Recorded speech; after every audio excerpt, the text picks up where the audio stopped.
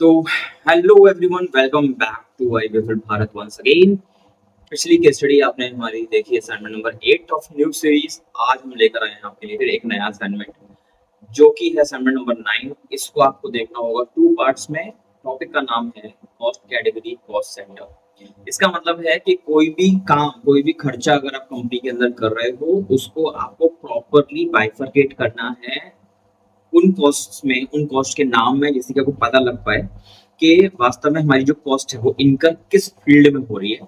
तो आज हम वही केस स्टडी करने वाले हैं, जिसमें कि डिपेंड करेगा कि आपके एक्सपेंसेस कौन कौन से हैं और उन एक्सपेंसेस को आप किस किस में बाइफर्केशन करने वाले हो। तो चलिए शुरू करते हैं आज की case study, assignment number 9, question number 1 on cost category, cost centre.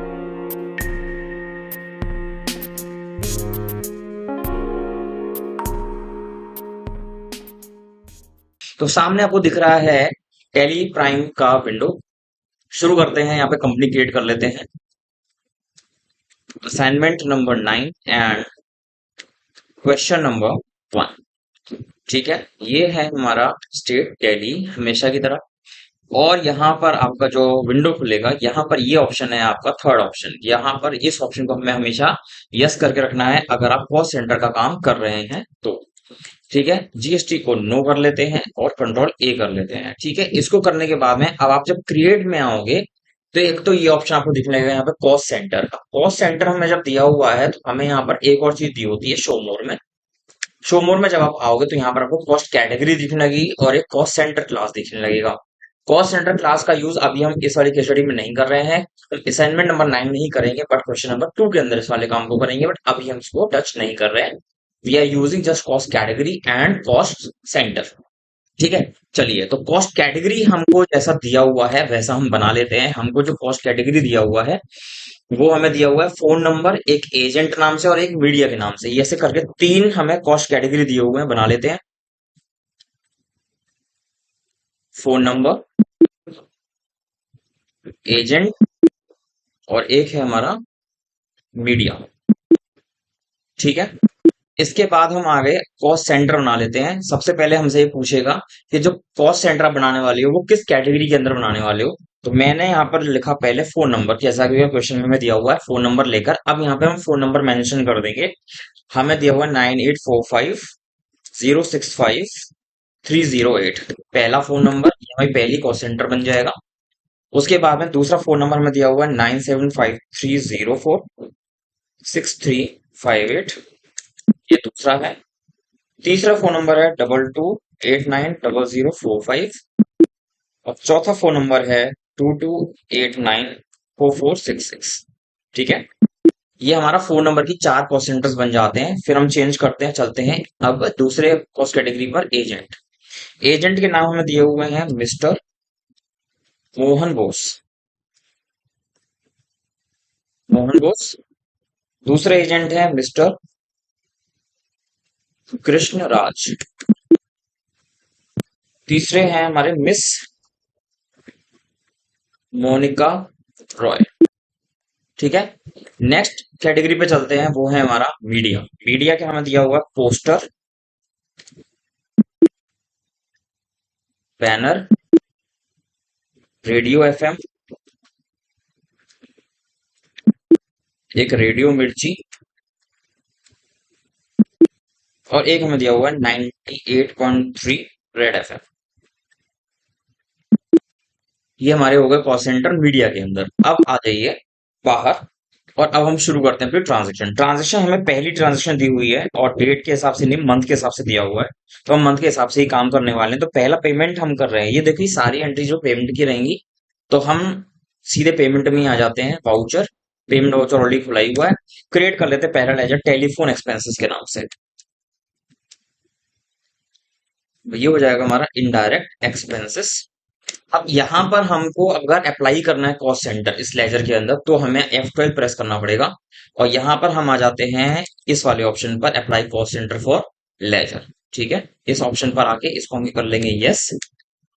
और फिर यस करने के बाद में हमारे पास ये ऑप्शन आ जाएगा। अब ये चीज यहाँ पे ध्यान रखने वाली है कि जब भी आप कॉस्ट सेंटर का काम कर रहे हो तो ये ऑप्शन जो आया है कॉस्ट सेंटर आर एप्लीकेबल वाला, इसे यस हमें उसी लेजर के अंदर करना है जिस लेजर में हमको कॉस्ट सेंटर का काम करना है। क्योंकि क्या होता है कई बार हाँ भी हमने टेलीफोन एक्सपेंस किया, इसमें हमने यस तो नहीं किया था बट यस ऑटोमेटिकली ये हो गया है। तो इस केस में हमको ध्यान रखना है कि जिन लेजर्स में हमें जरूरत नहीं है उस लेजर में भी अगर ये यस हो गया है तो हमें इसे नो करना पड़ेगा। ध्यान रखेंगे इस चीज का।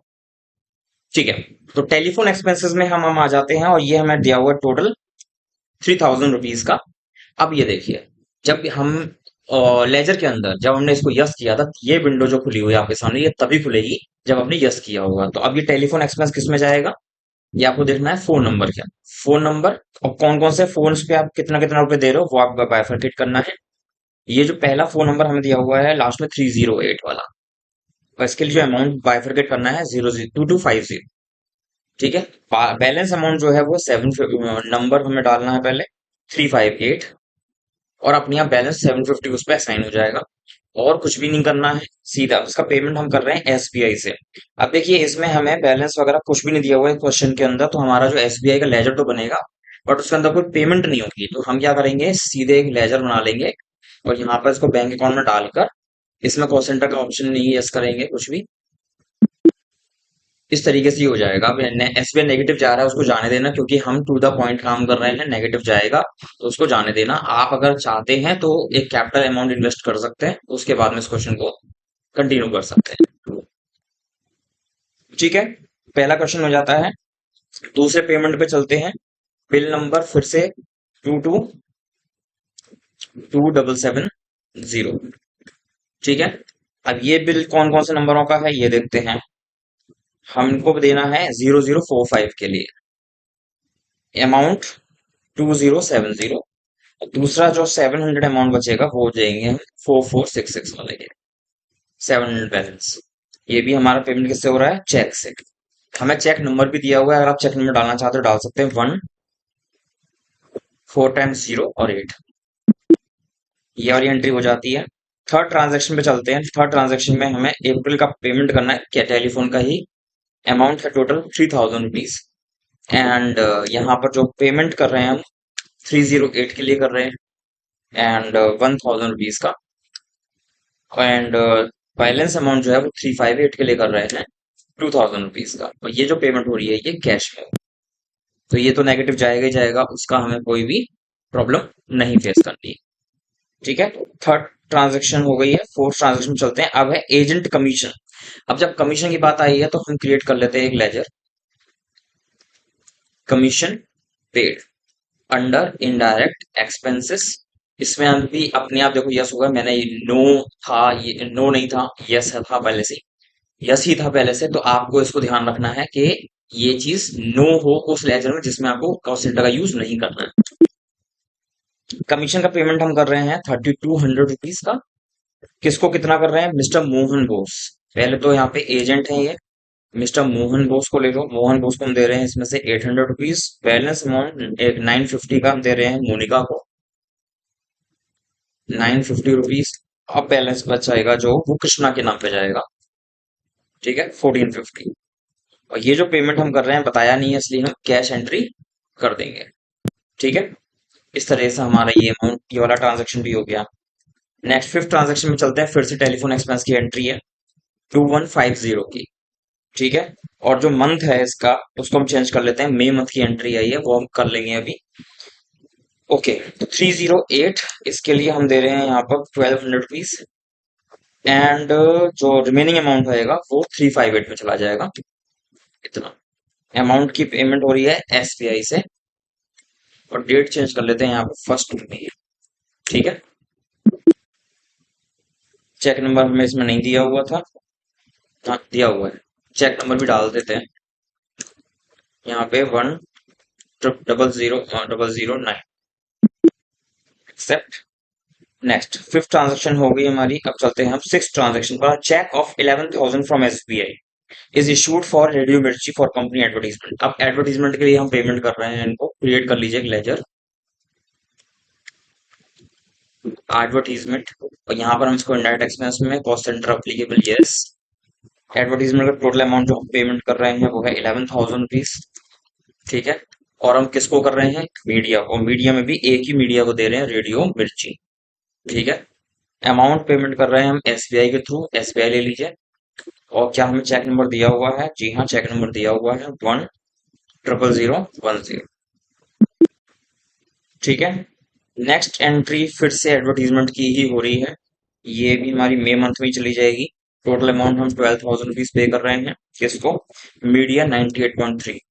Media 98.3, 12,000 rupees. और चेक नंबर हमें दिया हुआ है 11। ठीक है। ये भी एंट्री हो गई। अब चलते हैं टेलीफोन बिल पेमेंट। फिर से टेलीफोन एक्सपेंस पे आ जाइए। टोटल अमाउंट हम दे रहे हैं 1900 का, मई मंथ में ही है। इसमें बाइफिकेशन हमें करना है 2289 वाला फोन नंबर, लास्ट में 00545। ये अमाउंट है हमारा 1070। एंड दूसरा अमाउंट है हमारा 4466 वाला, इसके लिए 830 रुपीज। और जो चेक नंबर हमारा पेमेंट होगा वो है 10001 एंड एक्सेप्ट। ठीक है।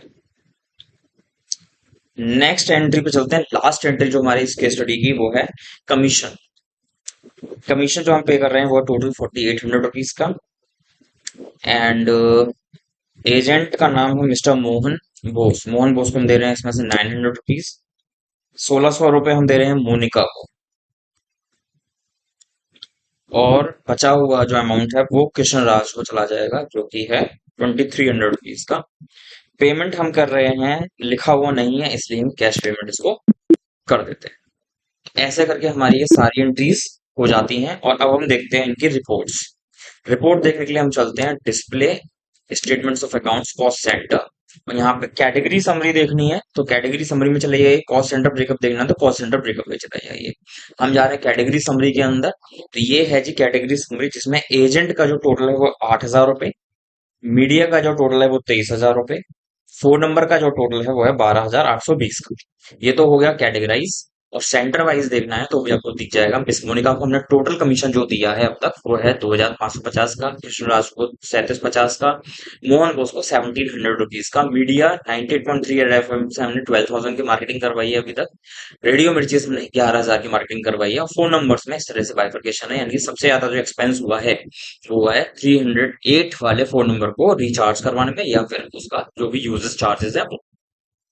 इसको हमें किस में देखना है? इसका शॉर्टकट क्या आप लिख लीजिए, डी यानी कि डिस्प्ले, एस यानी कि statement of account, D S C C. D S C C करेंगे आप गेटवे ऑफ टैली से शुरू करके तो आपको ये रिपोर्ट देखने को मिल जाएगी, जो है कॉस्ट कैटेगरी समरी। तो अगर आप स्टिल देखना चाहते हैं प्रॉफिट एंड लॉस वाला इंफॉर्मेशन तो वो कुछ ऐसा दिखना चाहिए। अगर आपको बैलेंस शीट देखनी है तो वो कुछ ऐसी दिखनी चाहिए जिसमें कैश और बैंक दोनों नेगेटिव हैं, इसलिए ये हमें लायबिलिटी साइड में दिखा रहे हैं। तो वो सेंसलेस चीज है। अभी आप फिलहाल क्वेश्चन के हिसाब से चलेंगे और कोई भी दिक्कत आएगी वो आप हमसे पूछेंगे। देखिए, अब ये जो केस स्टडी है वो हमारी हो जाती है कॉस्ट सेंटर और कॉस्ट कैटेगरी को लेकर। और अगली जो केस स्टडी हम इसमें करेंगे वो होगी हमारी कॉस्ट सेंटर क्लास को भी लेंगे हम इसमें, बट आज नहीं, अगले वीडियो में। तो यहाँ पे हमारी ये केस स्टडी खत्म हो जाती है, असाइनमेंट नंबर 9 क्वेश्चन नंबर 1। इसी के जैसी और भी केस स्टडीज अभी बहुत सारी आने बाकी हैं इस न्यू सीरीज के अंदर। तो प्लीज हमारे साथ बने रहिएगा और हमारे जो भी केस स्टडीज हम डाल रहे हैं उन सबके जो डिस्क्रिप्शन हैं उन डिस्क्रिप्शन के अंदर हम सबका गूगल ड्राइव लिंक डाल रहे हैं। तो वहां से आप अपना जो भी आप नोट डाउन करना चाहें, घर पे प्रिंटर प्रिंट आउट निकालना चाहें, एक असाइनमेंट आप तैयार कर लीजिए, सो दैट आपको इन फ्यूचर अगर आप प्रैक्टिस भी करना चाहें तो आप उसको कर पाए। तो होप कि आपको ये हमारे असाइनमेंट समझ में आया होगा। जो भी क्वेरीज हो कमेंट सेक्शन में आप हमसे डिस्कस करेंगे, लाइक करेंगे, शेयर करेंगे। और जो भी इन फ्यूचर अगर आप कोई भी केस स्टडी हमसे सॉल्व करवाना चाहते हैं तो प्लीज हमको क्वेश्चन का गूगल ड्राइव लिंक सेंड कर दीजिए। हम उस क्वेश्चन को, उस केस स्टडी को सॉल्व करके भी आपको प्रेजेंट करेंगे जितना जल्दी हो सके। तो गुड बाय करते हैं, आज के लिए इतना ही। Thanks for watching, bye bye, see you soon.